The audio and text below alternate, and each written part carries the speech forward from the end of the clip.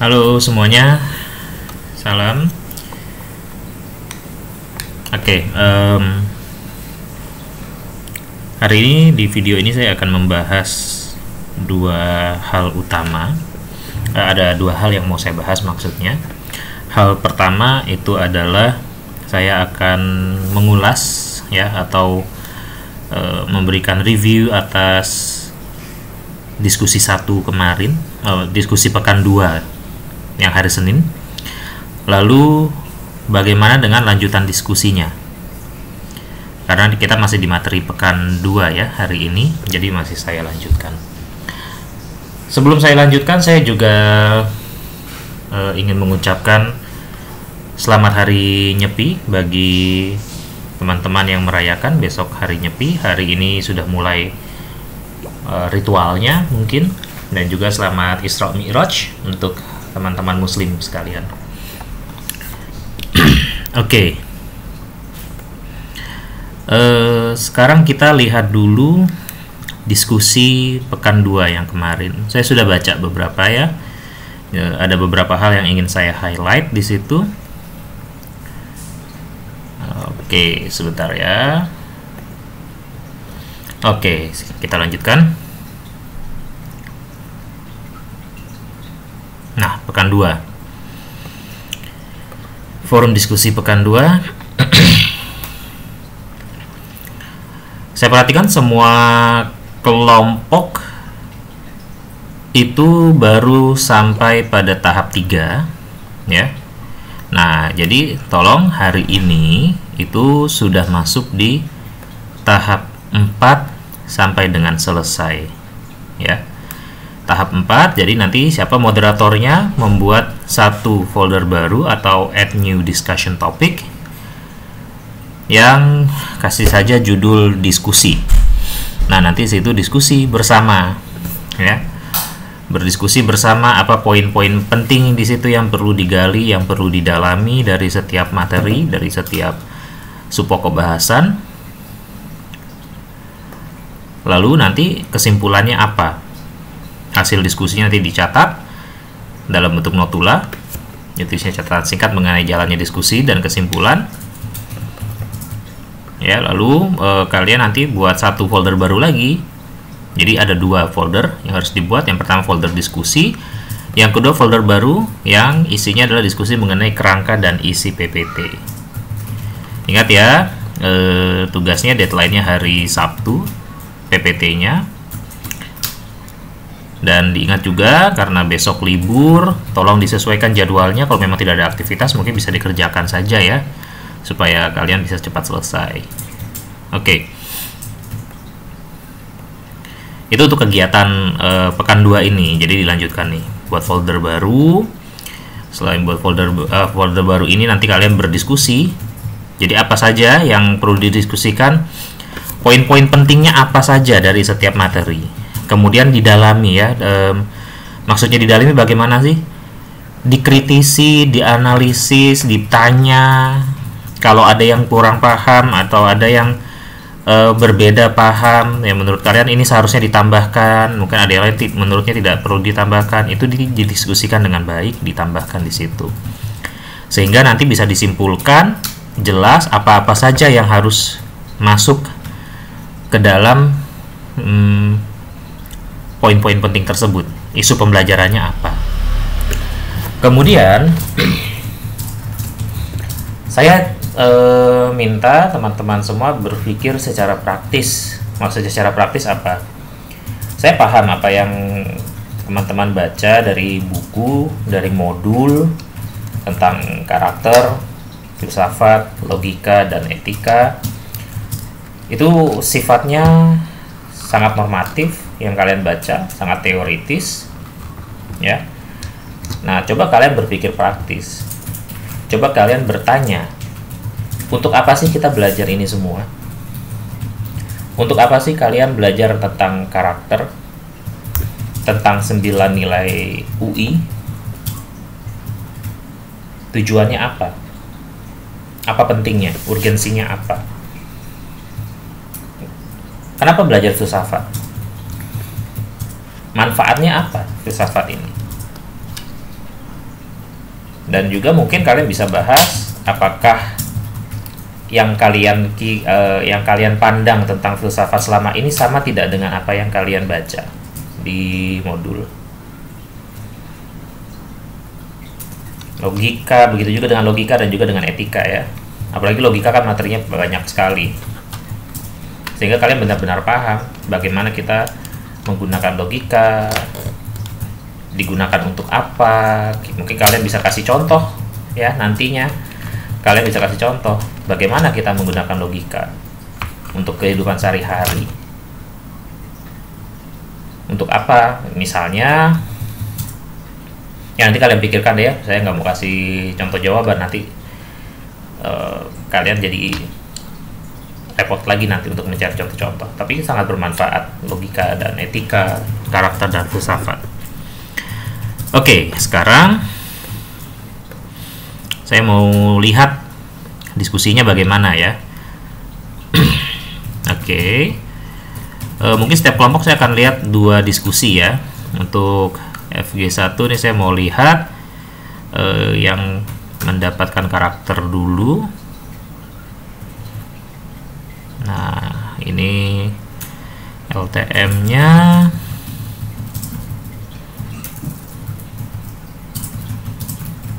Oke, ya copy paste, tapi diperbaiki dikit lah ya. Ini formatnya seharusnya.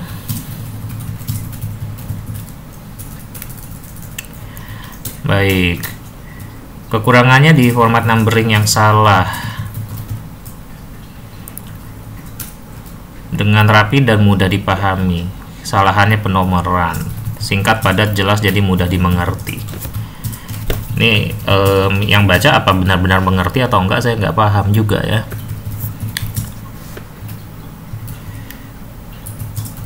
LTM harusnya LTM-nya besar ya, pakai huruf kapital. Sudah bagus dan ringkas. Overall sudah sesuai dengan apa? Nah, ini yang mau saya komentari di sini. Ya, ini ada satu komentar terkait bahasa, ya boleh juga ya. Diberi konjungsi dan. Nah, tapi semua ini berbicara tentang format. Ya, sudah rapi. Tapi bagaimana dengan kontennya? Yang membahas karakter juga apakah sama kontennya? Ataukah ada yang berbeda? Ada yang kurang tepatkah? Ada konsep yang tidak sesuaikah? Bagi yang mendapatkan bab yang sama, apakah ketika membaca menjadi paham? Misalnya ketika Peterson dan Seligman mengatakan karakter yang kuat adalah karakter yang menampakkan keutamaan-keutamaan yang merupakan keunggulan manusia. Bagi saya saja kalimat ini sangat mengawang-awang. Apa sih maksudnya? Karakter yang kuat itu karakter yang menampakkan keutamaan-keutamaan yang merupakan keunggulan manusia. Saya pasti akan bertanya nih kalau saya jadi anggota kelompok. Jadi yang kayak apa tuh yang menampakkan keutamaan-keutamaan?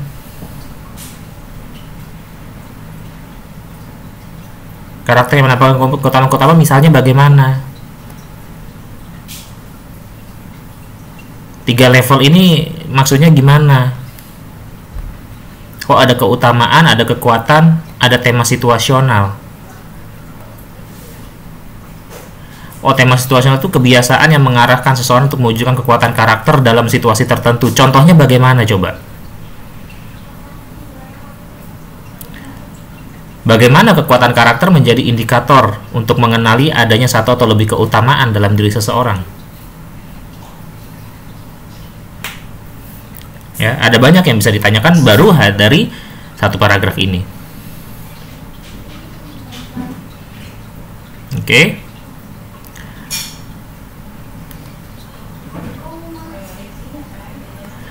Ini saya juga akan bertanya nih, dasarnya apa nih membagi, ya? Apa sih dasarnya nih membagi menjadi 6 kategori keutamaan? Ini kan dikatakan nih, Kan kita harus paham ya. Ini yang mengembangkan manusia. Jadi manusia mengembangkan lalu membagi menjadi 6. Kenapa harus dibagi jadi 6?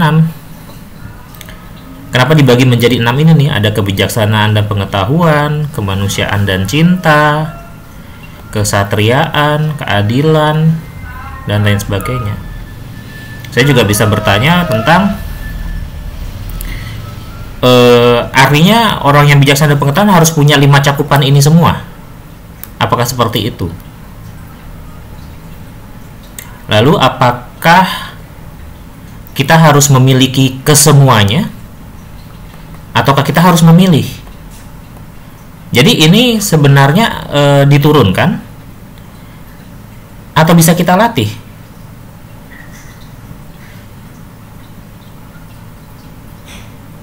Itu bagaimana? Ini transendensi ya, bukan transendensasi. Transendensi itu seperti apa? Spiritualitas itu maksudnya apa sih? Spiritualitas. Bagaimana spiritualitas? Apakah spiritualitas artinya beragama? Apakah orang yang beragama dia memiliki spiritualitas? Sudah pasti. Kalau gitu, kalau orang yang tidak percaya dengan agama dia tidak punya spiritualitas. Nanti kan bisa jadi pertanyaan, banyak sekali loh ini yang bisa ditanyakan.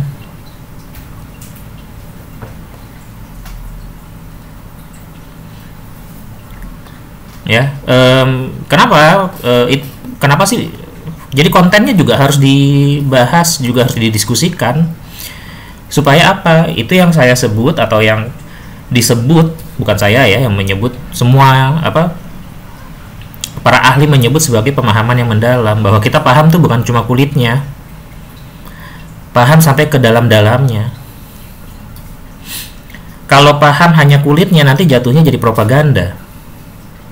Maksudnya bagaimana? Nih kalian cuma menghafal 9 nilai UI tanpa kalian tahu kenapa 9 ini yang dipilih, kenapa 9 ini ya kaitannya apa, sampai diajarkan di satu mata kuliah tujuannya apa gitu.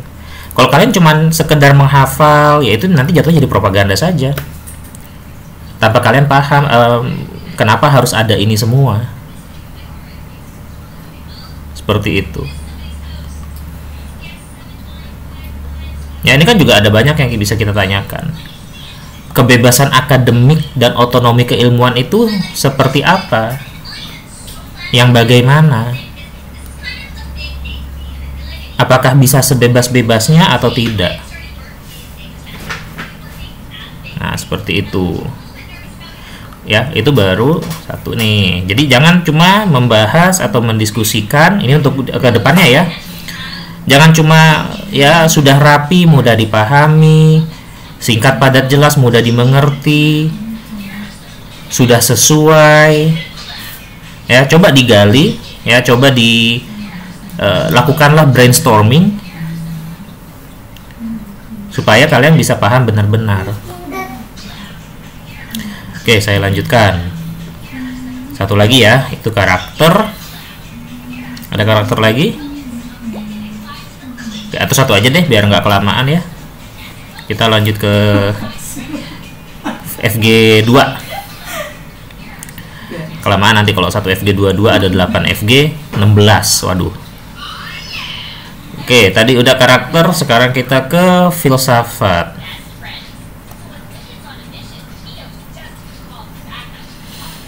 Oke. Nah, ini jangan lupa nih bahasa asing dicetak miring ya. Begitu, saya nggak mau bahas bahasa Indonesia terlalu mendalam di sini. Yang sekilas-sekilas terlihat saja. Nah, ini tanda hubung jangan lupa rapat, jangan pakai spasi nih. Jawaban, tanda hubung jawaban. Rapat semua. Jangan dikasih spasi. Ini mau bahasa Indonesia atau bahasa Inggris? Kalau mau bahasa Inggris cetak miring, ontology. Kalau ontologi berarti pakai I, jangan pakai Y.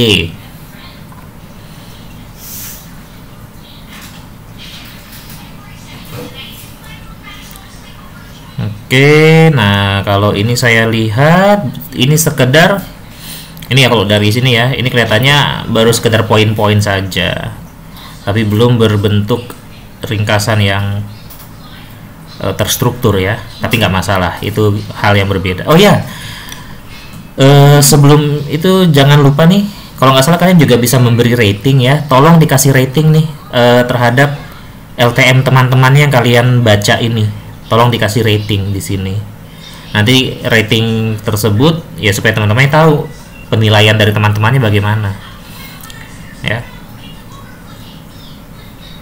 Nah ini kok cuma satu dan tidak dibalas juga ya. Kok ini cuma satu yang membalas, yang teman-teman yang lainnya nggak ada yang membalas? Kemana teman-teman lainnya?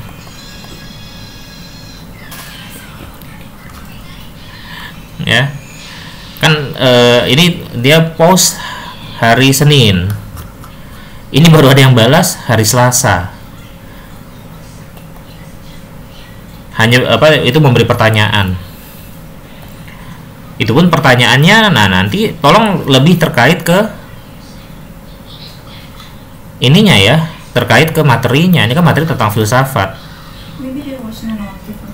ya, jadi pertanyaannya dikaitkan ke sana. Boleh mau bertanya tentang kenapa lebih banyak lebih tertarik menghabiskan waktu dengan media elektronik, tapi di sini kan apa kaitannya dengan filsafat, coba dikaitkan. Pertanyaannya seperti kan bisa saja dari sudut pandang filsafatnya bagaimana gitu. Baik, yang lainnya belum terlihat ya. Nih tolong FG2, coba saya mau lihat tadi FG2 yang lainnya bagaimana. Nah ini ada yang 4 reply, 6 reply. Ini yang filsafat doang cuma 1 reply. Artinya 1 reply mungkin yang lain tidak paham, mungkin antara belum baca atau nggak paham. Oh ini malah ada yang 0 juga, 2 nih ya. Etika juga nggak ada yang membalas, jadi tolong yang banyak ini tentang logika. Oke, saya lihat ya yang logika bagaimana.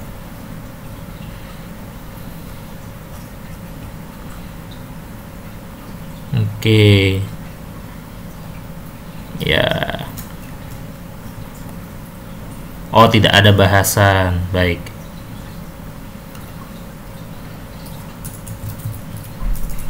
Sekarang saya reply ya.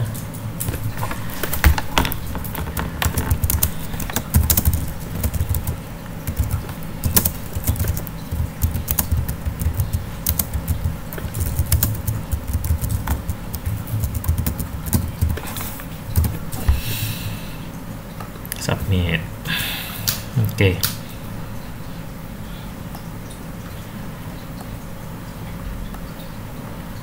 Mengecek, kalau kita bahasa Indonesia mengecek ya, bukan mencek. Kalau satu suku kata doang jadinya pakai mengepel, mengecat, mengecek atau memeriksa. Saya suka, oke. Dan begitu saya mengetahui bahwa saya sedikit lalai. Ya ini tanggapan yang baik. Oke.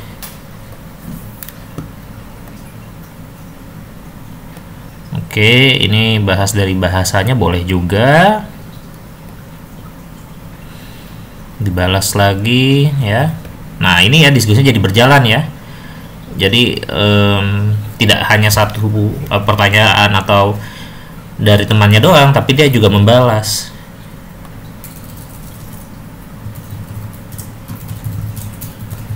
Oke.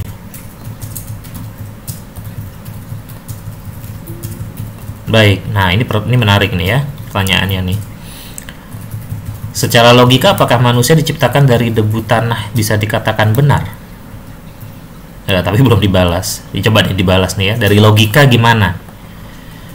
Jadi menggunakan sudut pandang logika. Sekolah tempat mencerdaskan, tapi kenapa sekolah-sekolah besar atau sekolah elit hanya menerima murid-murid cerdas dan pandai? Nah, ini buat filsafat bagus nih pertanyaannya nih ya, karena pertanyaannya sangat filosofis.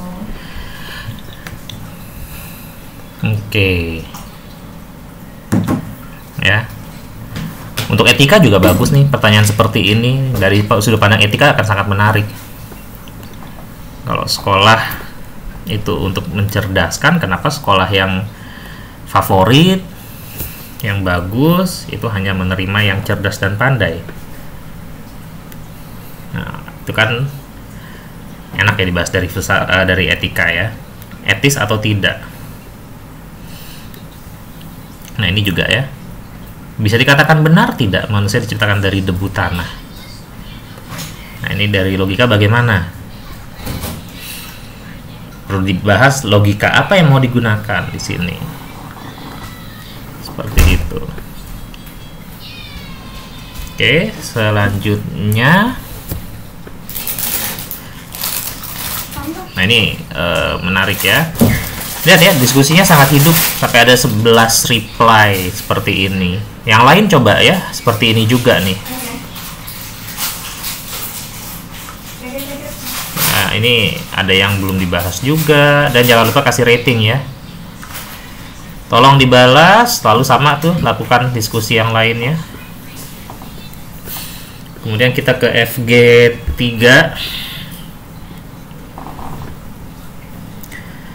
Tadi udah filsafat, sekarang kita ke logika. Nah, ini juga nih yang balas baru sedikit, yang lainnya mana? Ingat, paling tidak kalian di setiap folder ini, setiap topik ini kalian 1 kali memberikan tanggapan ya, minimal. Dan namanya diskusi ya, ditanggapi balik. Oke.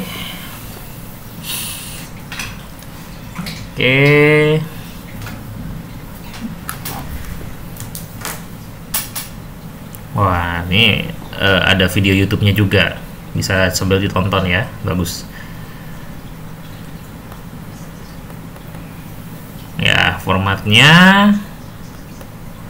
ya, hanya formatnya yang dibahas ya. Ini sekali lagi nih, ada banyak yang bisa ditanyakan tentang logika, ada banyak yang bisa digali.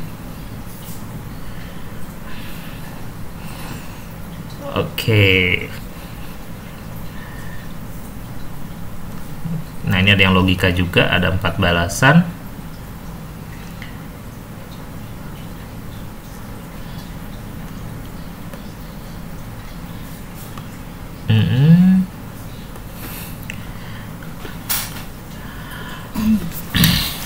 Oke, penalaran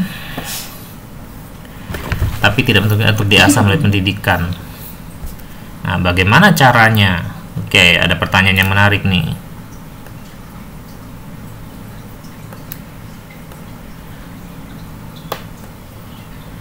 Berada dalam kumpulan orang berpendidikan.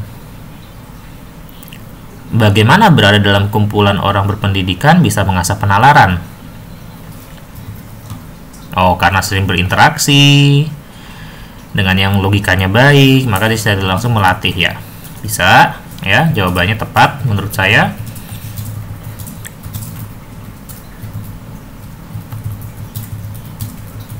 Oke, ya. Yang lain belum membalas ya.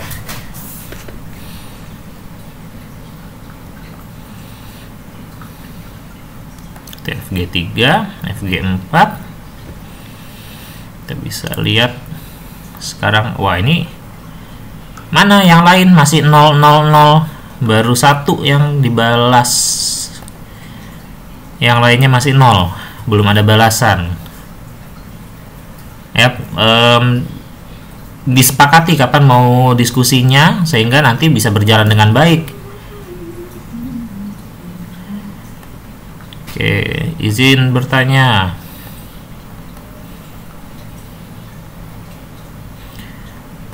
Menurut kalian,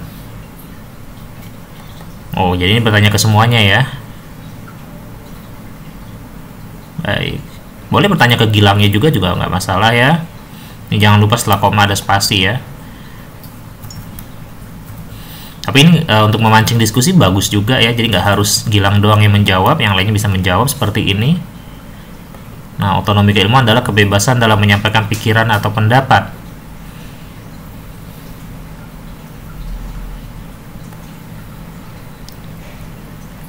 Oh, apakah sama?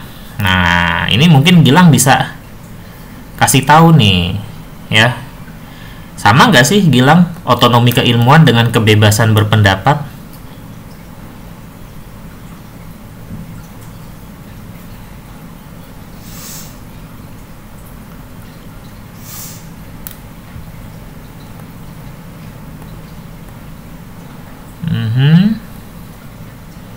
Nah, ini juga bisa ditanggapi lagi ya.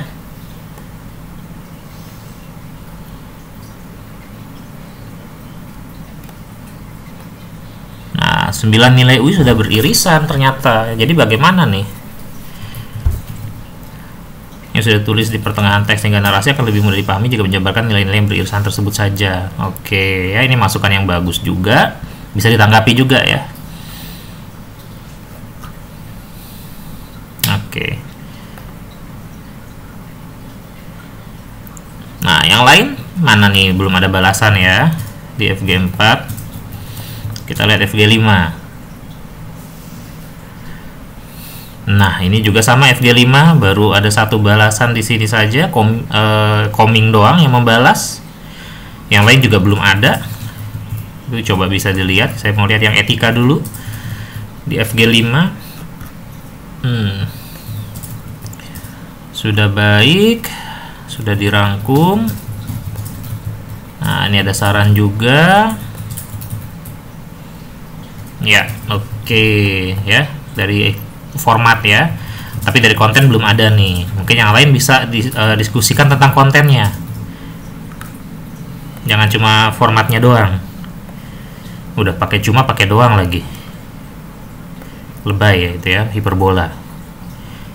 FG6 belum ada sama sekali diskusi, jadi nggak akan saya buka karena saya mau lihat diskusinya. Kalau tulisannya sih di LTM sudah ada ya. FG7 juga sama. FG7 yang membuat juga baru 5 orang, berarti ada yang belum buat. Tadi juga FG6 kayaknya baru sedikit ya. Tadi ada yang basis sedikit, saya lupa FG berapa. FG8 belum ada diskusi. Kenapa nih FG8? Kenapa belum ada diskusi? Ya, belum ada yang membuat sama sekali FG8. Kemarin sudah saya buatkan FG8 itu kan saya kemarin buat kelompok baru ya. FG8 itu saya ambil dari perwakilan yang lainnya. Perwakilan FG1 sampai dengan FG7. Bentar, saya lihat dulu. Siapa saja nih anggota FG8? Masih 0. Oh, oke. Perasaan sudah saya masukkan semua kemarin. Oh, cuma sampai FG7 ya. Baik. Belum saya hapus. Ya, maaf. Ini saya hapus dulu. FG8 tidak ada. Ya, sampai FG7. Oke, ya. Jadi tolong semuanya diskusinya tolong dilanjutkan lagi, tolong diperkaya dan didalami lagi ya. Kemudian jangan lupa setelah selesai diskusinya kalian punya waktu sampai weekend ya. Kalian punya waktu sampai weekend. Dikumpulkan hari Sabtu tugas kelompoknya, LTK-nya. Ini pekan 4, maaf, jauhan. Nah, ini nanti LTK-nya bentuknya PPT dikumpulkan di sini. Ya.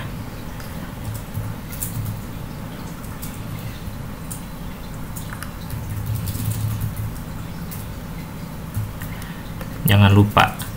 Jadi kalian buat satu topik lagi, isinya diskusi untuk mendiskusikan lebih dalam lagi mengenai poin-poin penting yang akan dimasukkan ke dalam PPT. Lalu setelah disetujui dan disimpulkan, kalian buat satu topik lagi isinya adalah kerangka dan isi PPT. Isi PPT nanti bisa disusun bersama-sama menggunakan Google Slide atau menggunakan apapun, mau pakai Canva juga boleh.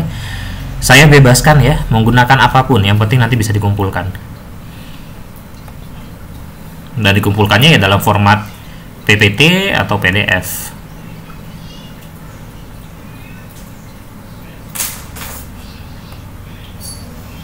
Oke. Baik, saya rasa demikian ya untuk kegiatan lanjutan dari pekan 2 ini dan juga evaluasi saya atas forum diskusi.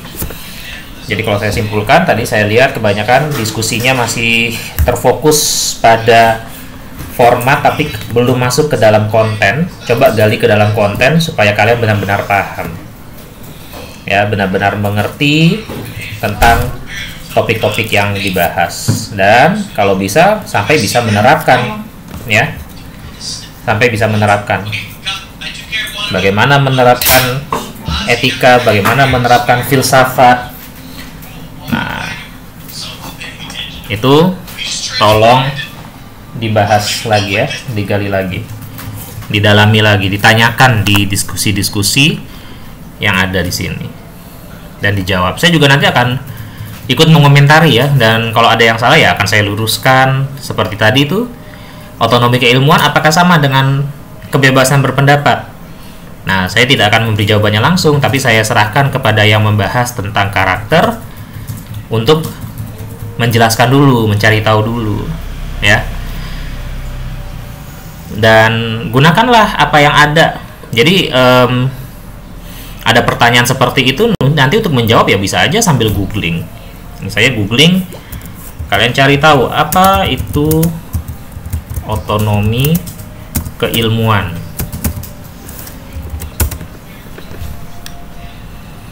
Nah, saya di sini nih. Ingat ya, cari sumber yang berterima secara akademis. Nah, ini rata-rata berterima lah ya, karena dari sumber-sumber universitas. Nah, di sini ada kebebasan akademik. Apa sih di sini? Misalnya kita bisa lihat nih dari ITT Telkom, dari Institut Teknologi Telkom Surabaya. Nah, ini ada pedomannya. Jadi ini tapi lebih ke kebebasan akademik. Ya, nanti bisa dicari, bisa dibaca. Nah, nih otonomi keilmuan itu seperti apa? Ya, supaya kalian paham. Penting loh itu. Pentingnya apa? Jadi jangan sampai terjadi di pada beberapa tahun lalu ya, itu terjadi di beberapa universitas. Jadi ada universitas yang menyelenggarakan Fakultas Ilmu Pengetahuan Budayanya itu menyelenggarakan diskusi mengenai komunisme. Lalu ada penolakan. Nah, penolakan itu ya kalau hanya sekedar penolakan dalam bentuk penyampaian pendapat ya atau demonstrasi nggak masalah, tapi ini sampai ada penyegelan dan segala macamnya, itu namanya tidak menghargai kebebasan akademik dan otonomi keilmuan. Kenapa? Ya, Fakultas Ilmu Pengetahuan Budaya, di situ ada departemen filsafat misalnya, ya, Fakultas Ilmu Sosial juga sama, itu ya memang bidangnya untuk belajar tentang ideologi, untuk diskusi tentang ideologi. Ada ideologi tentang komunisme bukan berarti mendukung komunisme, tapi kan itu diskusi akademis, diskusi ilmiah, ya, bukan propaganda politik, berbeda. Kalau ternyata isi diskusinya propaganda politik, nah itu nanti bisa bisa ditindaklanjuti kalau bentuknya adalah propaganda isinya, ya. Nah, kita ya perlu bisa tahu juga membedakan mana propaganda, mana sebuah diskusi ilmiah. Itu penting di situ ya. Karena saya ingat juga, di FIB UI misalnya pernah ada diskusi, lebih tepatnya bedah buku ya. Jadi ada salah satu peneliti, dia membuat buku mengenai, saya lupa, ada salah satu kesultanan di Indonesia Timur ya. Kalau kesultanan kan berarti Islam. Nah, dia cerita bahwa sultan-sultannya itu sangat suka minum anggur. Nah, di situ ada yang marah, ada yang tidak terima, karena dalam Islam minum anggur itu nggak boleh, nggak mungkin sultan-sultannya minum anggur. Padahal dia berbicara berdasarkan fakta sejarah, data sejarah bahwa sultan-sultan saat itu minum anggur. Ya, dan dia dengan secara jelas menyampaikan bahwa saat itu mereka tidak bilang anggur itu sebagai khamr, sebagai hal yang memabukkan, karena anggur itu adalah hal yang baru di Nusantara yang didatangkan oleh orang-orang Eropa. Mereka belum tahu itu haram, itu bisa untuk mabuk, karena orang-orang Eropa kan minum anggur ya untuk perayaan, untuk bahkan umat Kristiani menggunakannya dalam misa untuk pembaptisan, ya, atau hanya untuk menghangatkan seperti ya sampai akhirnya kan kalau kayak di Betawi ya, di Jakarta itu kan karena tahu bir itu haram, tapi tahu kalau orang Eropa itu pakainya untuk menghangatkan, ya akhirnya mereka bikinlah minuman yang untuk menghangatkan juga, dikasih nama bir peletok. Padahal bukan bir, isinya jahe. Seperti itu. Ya, tapi kan ada yang tidak terima saat itu. Nah, itu mencampur adukan antara keyakinan agama dengan diskusi ilmiah. Ya, tidak pada tempatnya. Karena kalau kita bicara tentang sejarah, ya kalau fakta sejarah yang seperti itu mau apa? Karena kalau kita bicara sejarah ya fakta sejarah, misalnya ada kok masa kekhilafahan, ada kok sultan-sultan yang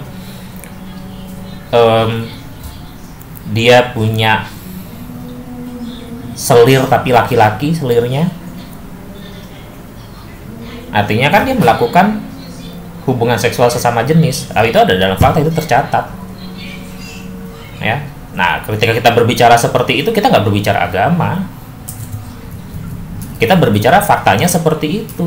Kita bukan berbicara boleh nggak dalam agama. Itu hal yang berbeda lagi, ya. Tetapi misalnya kita bisa bahas karena mereka itu sultan, ya tidak ada yang berani. Dan itu cuma menjadi buah bibir saja.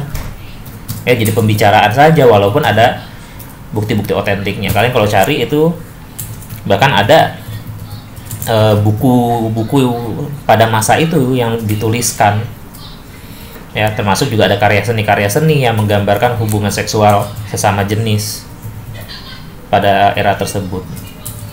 Nah, itu yang dimaksud, itu salah satu ketika kita berbicara tentang kebebasan akademik dan otonomi keilmuan, bahwa ketika kita berbincang jangan dicampur adukan.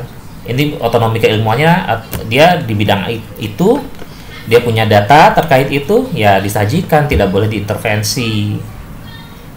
Kecuali kita berbicaranya, oh data tersebut salah, kita punya data pembandingnya. Data tersebut misalnya apa? Misalnya itu adalah, oh ternyata itu propaganda dari kerajaan musuhnya dia untuk mendiskreditkan dia. Ini ada datanya seperti ini. Itu kan bisa ya. Nah, itu misalnya pernah